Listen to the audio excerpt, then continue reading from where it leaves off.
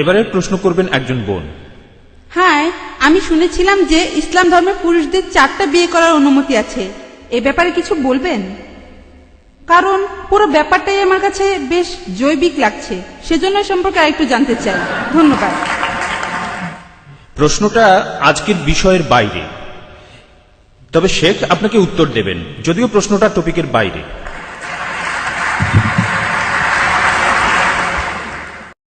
এটা খুব কমন প্রশ্ন। যখন আরবরা তারা যখন আমেরিকায় যায় অথবা ইংল্যান্ডে, লোকজন বলে তুমি সৌদি আরব থেকে এসেছো, সে বলবে হ্যাঁ। তোমার কতজন স্ত্রী আছে?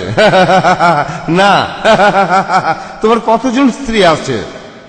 তো আমার বন্ধু একজন আরব, সে যখন আমেরিকায় যায়, আমেরিকানরা যখন তাকে এই প্রশ্নটা করে, সে তখন বলে, দেখো আমার স্ত্রী মাত্র একজন। আর এটাই আপনার সমস্যার সমাধান। এই বহু বিবাহই আপনাদের সমস্যার সমাধান। আপনারাই দেখবেন আপনাদের এই সমস্যাটা আছে।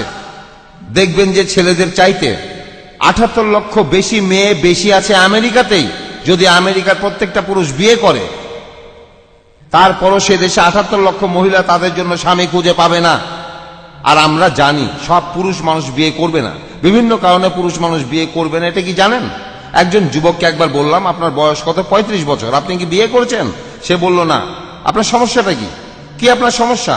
আপনার কি ডাক্তার লাগবে? আপনাকে ডাক্তারের কাছে নিয়ে চিকিৎসা করাবো? আপনার সমস্যাটা কি বলেন? আপনার একজন বন্ধু রয়েছে, খুব ভালো ডাক্তার, ডাক্তার হিসাবে তার অনেক সুনাম আছে, আসেন। ঠিক।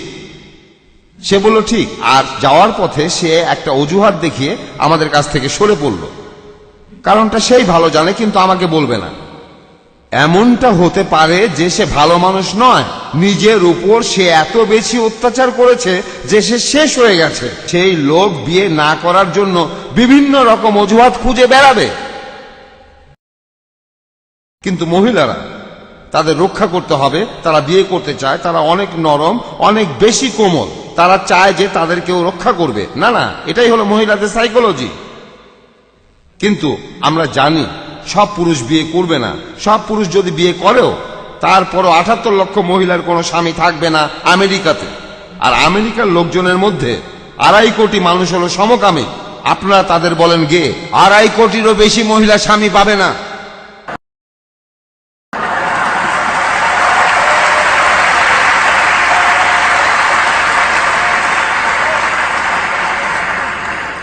আপনাদের কৃষকদের মধ্যে 98% হলো পুরুষ।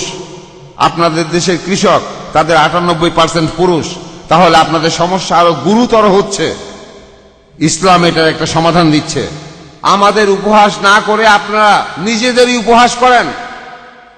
ইসলাম বলছে তোমরা পছন্দ মতো বিয়ে করো, 2, 3 বা 4 জনকে, কিন্তু তাদের প্রতি যদি সুবিচার করতে না পারো, মাত্র একটা বিয়ে করো।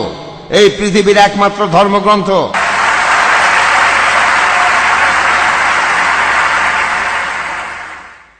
পৃথিবীর মাত্র একটা ধর্মগ্রন্থ, সেখানে বলা হয়েছে একটা বিয়ে করো, সেটা হলো কোরআন। পৃথিবীতে আর কোনো ধর্মগ্রন্থ নেই যেখানে এমন কথা বলা হয়েছে। পবিত্র কোরআন বলছে একটা বিয়ে করো। কোরআনেই বলা আছে